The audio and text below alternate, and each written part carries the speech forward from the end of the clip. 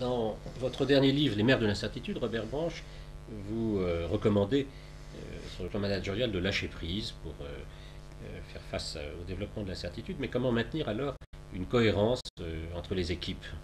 Je pense qu'effectivement, un des dangers importants dans l'incertitude, c'est soit de tomber dans une rigidité qui va faire développer des approches de supertanker et qui fait que le système va se briser dans l'incertitude, soit de ne pas avoir de cohérence et du coup l'entreprise se désagrège complètement.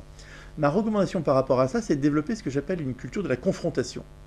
Alors la confrontation, qu'est-ce que c'est? D'abord, la confrontation n'est pas le conflit. Pourquoi ça n'est pas le conflit?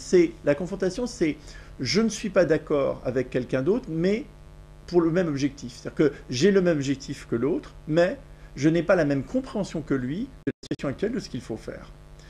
Ceci sera possible si effectivement tout le monde dans l'entreprise a bien compris quelle était la mer qu'on visait.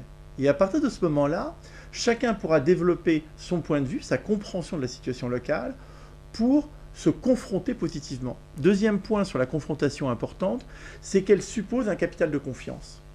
Et ça, je pense que c'est une des choses les plus difficiles à développer, et la France, singulièrement en France, la France a un déficit de confiance. Nous n'avons pas naturellement confiance les uns dans les autres. Et je pense que ce point qui est important au niveau d'un pays est très important au niveau d'une entreprise.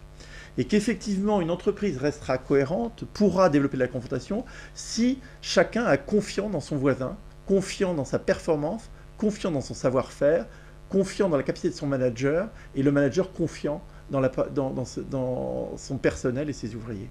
Donc ce capital confiance, couplé avec la confrontation, peut effectivement garder une entreprise cohérente et à la fois souple dans le monde de l'incertitude.